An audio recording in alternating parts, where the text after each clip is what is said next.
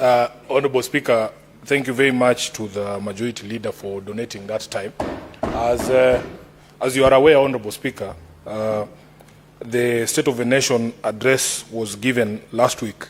My position has always been that because the rules require that the President be heard in silence, those of us who might feel strongly to raise objections try and stay away from that debate. But I observed something very unique, Majority Leader, that this time around people were allowed to give feedback to the President when he was giving his speech. So maybe next year, now that a tradition has been set that you can stand up and clap and shout slogans, then probably some of us now are welcome to attend, Honorable Speaker, although we might have divergent views. Honorable Speaker, I will start off by my expectation whenever it comes to the State of the Nation, because this is a duty under Article 132(1)(c) that requires the President to elucidate the measures taken and the progress that has been achieved in achieving the national values that have been set out under Article 10, and to publish that those measures and the progress in Kenya Gazette, and lastly, Honorable Speaker, to report on the progress in fulfilling the international obligations that Kenya has signed up to. Speaker, unfortunately for me, just from the beginning there, when you see the way the head of state framed his understanding of Article 132, there is already a problem, because, Honorable Speaker, instead of focusing solely on those three areas that have been highlighted under Article 132, he frames the conversation starting off there in the first paragraphs about a vision that he has to sell and a story that he has to tell, speaks about affordable homes, factories, hustler fund, promises made and promises kept. Unfortunately for me, Honorable Speaker, my expectation is that in the order in which Article 132 is framed, the vast majority of the time that the President takes to speak to the nation should be actually to address the values that are in Article 10 and what his government has done in the period since he last spoke in Parliament. By the way, I have seen references here to previous years, including 2022, when my understanding is, because it is an annual address, in my view, he should restrict himself to the measures that he has taken as a government in the last 12 months since he spoke last to Parliament and the progress that has been achieved. In fact, Honorable Speaker, you have to go all the way to paragraph 12 of the speech for you to encounter just a mention of the values under Article 10. Article 10, Honorable Speaker, has a total of 17 values.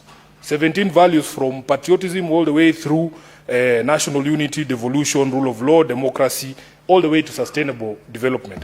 Honorable Speaker, therefore, it was a bit disappointing that that order was not, in my view, followed. So that you will see, Speaker, we have to come all the way to paragraph 26, from 24 to 26 there, when he's addressing the question of Kenya's meeting its international obligations.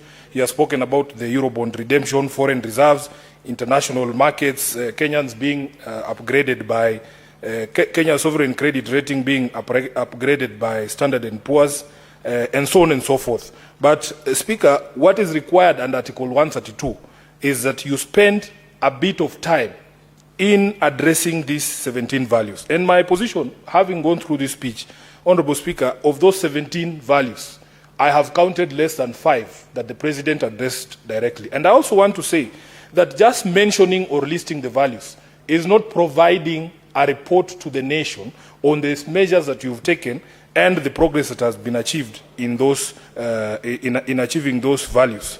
So, Honorable Speaker, you come to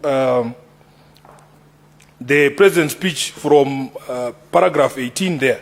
You will see that he goes straight on to say that in the address he will set out strategic choices, the reforms we will deepen, the sectors we will unlock, investments we will prioritize, which is futuristic language. These are the things that he's going to do. And in fact, Honorable Speaker, out of the 163 paragraphs in this speech, the President gave us the job of looking for these values in just 93 of those paragraphs.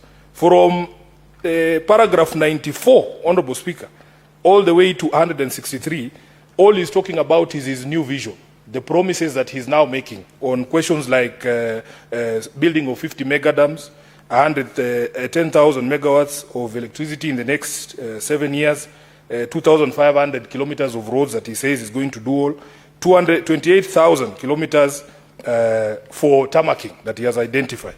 Speaker, therefore, for some of us, we struggled trying to find where these values are and what measures he has taken in the past 12 months to be able to achieve them throughout this speech. And I will go one by one, Honorable Speaker, so that you can be able to see that what I am saying is actually factual. Speaker, I have spoken about the rights themselves. So the first time he attempts to discuss measures that he has taken to address any of the rights, any of the, what are they called? Any of the values in Article 10 is at paragraph 59, where he says he's turning to discuss healthcare as the foundation of human dignity, one of those values in Article 10. Honorable Speaker, just this morning, those of you who read the newspapers saw the sad story of one Wanjiku Kabita, who is stuck in India because her family is unable to pay medical fees. She suffers from kidney complications. Speaker, to me, really you cannot gloss over the issues in health. We as a House, yes, pass certain laws to bring into existence of the social health assurance, but the conversation about SHA cannot be complete without addressing the challenges that SHA is facing. Speaker, you know that SHA owes hospitals and other healthcare facilities a lot of money, and we have had repeated, in the past 12 months, repeated cases of hospitals shutting down or refusing or rejecting or turning away patients who are on SHA because they say that SHA is not remitting money back to them.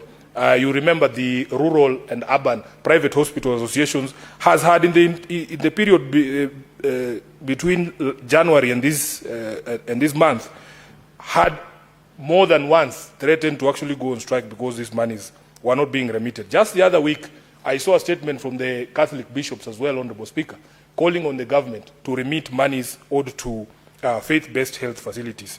So these challenges, you cannot have a conversation about healthcare, and he has said is the foundation of human dignity, without addressing the indignity that Kenyans continue to face because of lack of affordable care. Last week, I think this House was again discussing a statement from the Senator of Kiambu about mothers and newborns still being detained in hospitals because, Honorable Speaker, we do not have sufficient funding from SHA to be able to take care of these bills.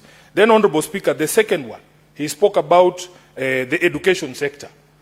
And, Honorable Speaker, everybody knows the issues that have bedeviled the education sector in the past 12 months.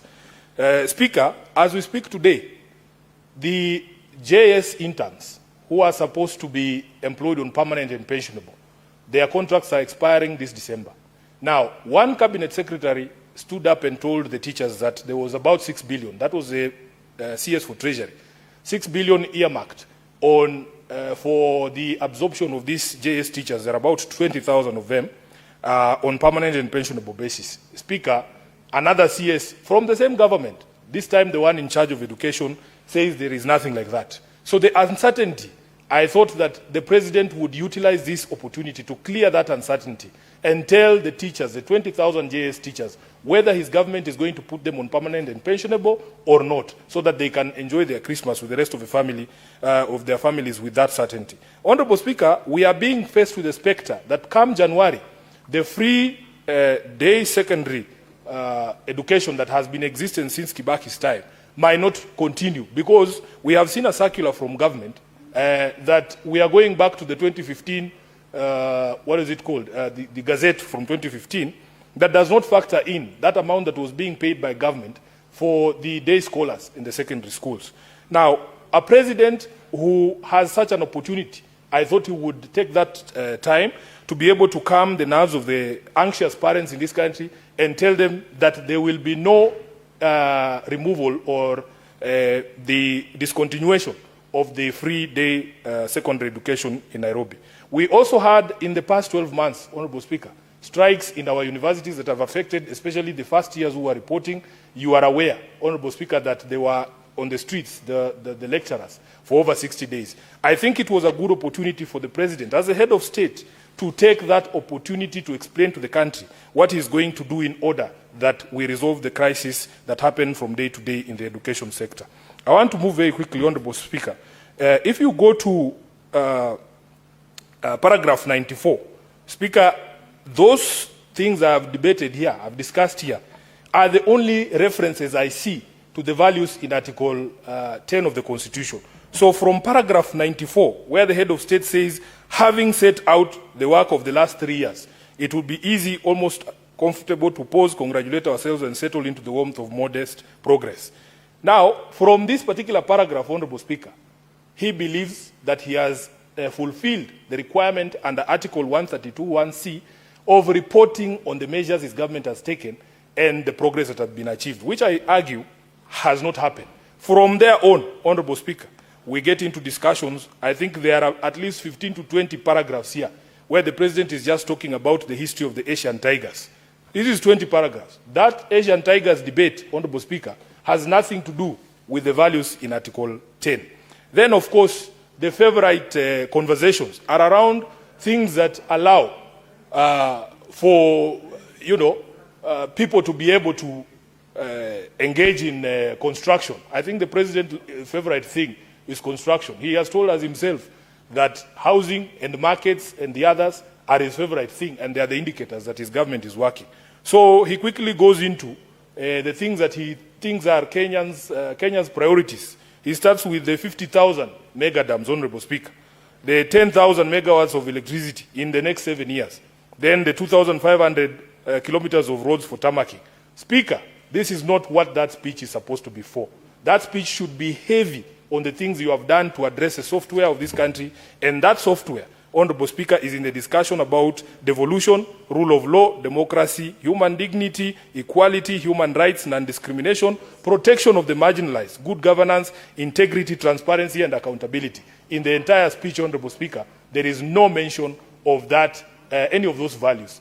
Even for us as a House, we should be concerned that the entire speech mentions nothing to do with devolution, Honorable Speaker, given the challenges we face as senators. And I am happy that in the crowd of people who are applauding this speech, I didn't see senators there. Otherwise, I would have been extremely embarrassed because, Honorable Speaker, every day here we lament that devolution is not working.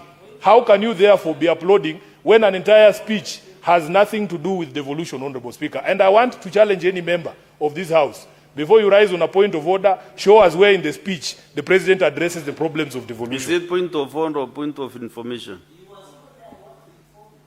Then maybe I ask him whether he is interested in to be informed.